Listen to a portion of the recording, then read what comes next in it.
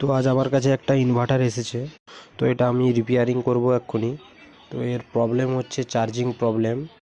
Inverter backup নিচ্ছে কিন্তু charging show করছে না, প্লাস বারবার ফিউজ উড়ে যাচ্ছে। তো এটা আমরা দেখব এক্ষুনি। তো প্রথমে দেখব আমরা ইনপুট ভোল্টেজ, যেখান দিয়ে ফেজ সাপ্লাই বোর্ডেতে ইনপুট হয়েছে। প্রথমে কানেক্টারগুলো দেখে নেব আমরা। তো কানেক্টারগুলো মাঝখানে দুটো পিন কালো হয়ে গেছে।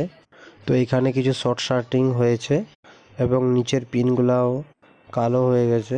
তো এটা আমি ঠিক করে লাগিয়েছিলাম, প্লাস এটা ঠিক করেছি তাও হচ্ছে না। তো এবং আমরা মেন আইসিতে চলে যাব। তো আইসিও ডিস্টার্ব ছিল এবং আমাদের কাছে আইসি ছিল। তো আইসি লাগানোর পরে ইনপুট লাইন ভোল্টেজও ঠিক আছে এবং প্লাস আউটপুট ভোল্টেজ ঠিক আছে এবং চার্জিং ভোল্টেজও শো করছে। তো ভিডিওটি ভালো লেগে থাকলে লাইক, কমেন্ট, শেয়ার, সাবস্ক্রাইব করো।